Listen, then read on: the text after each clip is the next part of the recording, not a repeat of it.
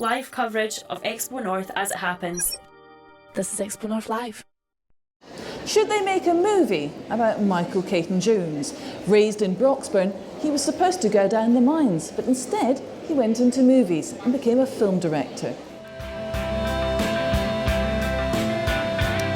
By God, McGregor, regret that I have so offended your lordship. By your leave, I will remove myself. Any objections? Sold. Throw down now, and I'll spare you. All but one. Honey, you're talking about facing responsibilities. Where were you goddamn? But then ink is cheap, and there's power, Lord Mortimer.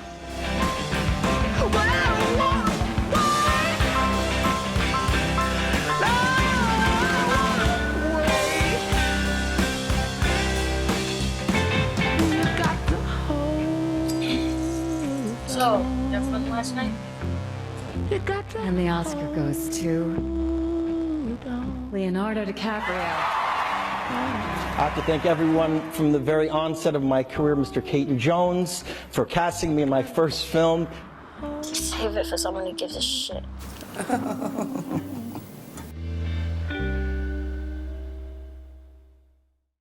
Yes, he brought Rob Roy to the Highlands and he gave some guy called Leonardo DiCaprio his first big break. Were you surprised when Leo name-checked you in his acceptance speech at the Oscars this year? No, I wasn't particularly surprised because he's a kind of classy guy in the first place, and I had seen him relatively recently before it, and we talked about, you know, when we made the film back then, and he was very, very appreciative. So it wasn't really a surprise. It didn't, you know, he's been very generous over the years talking about me. So, you know, I'd rather he sent me some money, but I'll take that. It was good for my mum and dad. I mean, we sort of saw some of the people that you have star-spotted, talent-spotted over the years. What was it about Leonardo DiCaprio's audition for This Boy's Life that made you think, oh, this guy's got something? You're kind of just trying to solve a problem. You're looking at who could be good for this. At that point, I had maybe up to 400 boys to look at, and it was a process of whittling them down. I knew the decision to cast whoever in that role was going to be the make or break of the movie, because he was it was this boy's life, so it was casting the boy was the important part of it. And it was a process of just whittling down the good guys. You know, smooshed it down to 50, and then you got them in, you read them, you read a scene with them, and then you chuck out 30, and then you keep going down. And then we got maybe 6 or 7 of them and got them in with De Niro and read the scenes with them. And by that time, I kind of knew who I liked. I was pretty sure, but the job was to actually convince the others now. So there was a couple of things I did. You know, you say, what do you think? You don't really care what they think. I know what I'm going to do, but I want to let you know. So Bob came up, he said, I like the blonde kid. I said, that's good. That's the one I thought of as well. Exactly. But you know, it's just a process, the same as everything else in filmmaking. I mean, here we are at XpoNorth Live in Inverness. Of course, when you look at your showreel, it reminds us that Tim Roth and Liam Neeson were up here for Rob Roy in 1995-96. Yeah. And weirdly, you know, that was the same time Braveheart was also being shot in the Highlands. Was there a sense of friendly rivalry between the two productions when you and Mel Gibson were going head to head? I don't think there was any friendliness at all, if I'm honest. They were kind of pissed off that we were there in the first place. Yeah.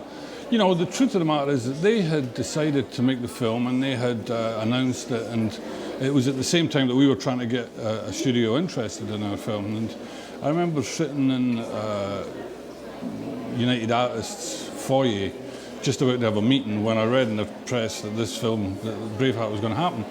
They had Mel Gibson, who was one of the biggest movie stars at the time. They had a bucket load of money, and we had a small film with no stars at that point.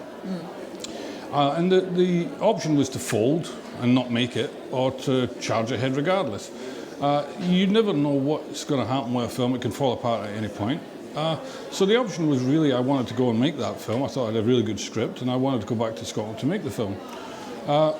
So we charged on regardless. I think they were irritated that they thought they had a clean shot at Scottish guys in kilts. Yeah. They owned history, as it were.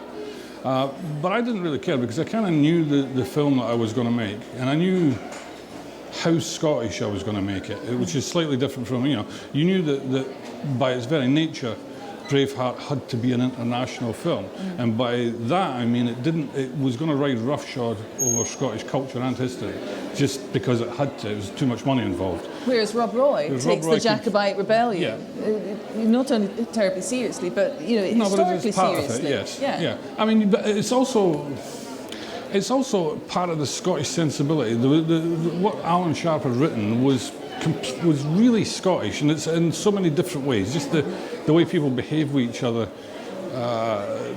It's an intangible thing. It's difficult to describe. So we don't run around in roads shouting freedom? I had blue, circles in my eyes for, they didn't have glasses at that point.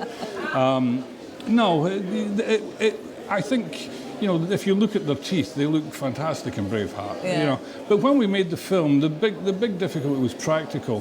There were only a certain amount of accommodation in the Fort William area, and for 2 units, it was hard. And we had to get in under the radar and book up a lot of houses and guest houses before Braveheart really got there. We had to get out and get our locations and get them cleared before Braveheart got there.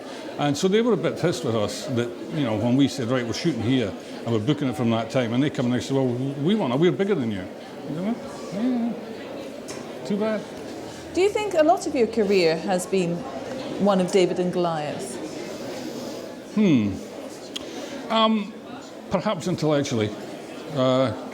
You try and make a film that is going to do the commercial thing and make money for the people that put the money in, but you're trying to make it in a way that is slightly different, that reflects yourself or reflects what it is you're trying to say.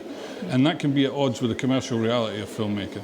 So I think every film is about trying to sneak the good stuff in as much as you can within the confines of the reality of filmmaking, the reality of the money side of it.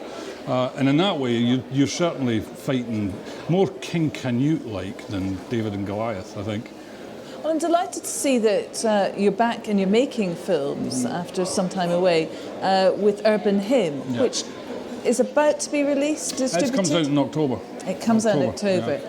And that's, although it's set in London, you say it's a Scottish film. Why is that? Well, pretty much. I mean, the sensibility, again, the sensibility behind it was myself. Shirley Henderson plays one of the leads in it. The cameraman was Scottish, and there's a whole sort of attitude to life that's existent in it that I think could only really trace itself back to being Scottish, which is kind of a concern and an arrogance that can coexist with each other, a social conscience, and don't be daft, love, is again one of the only ways I can describe it. That is peculiarly Scottish, and I was basing it kind of on my mother as well.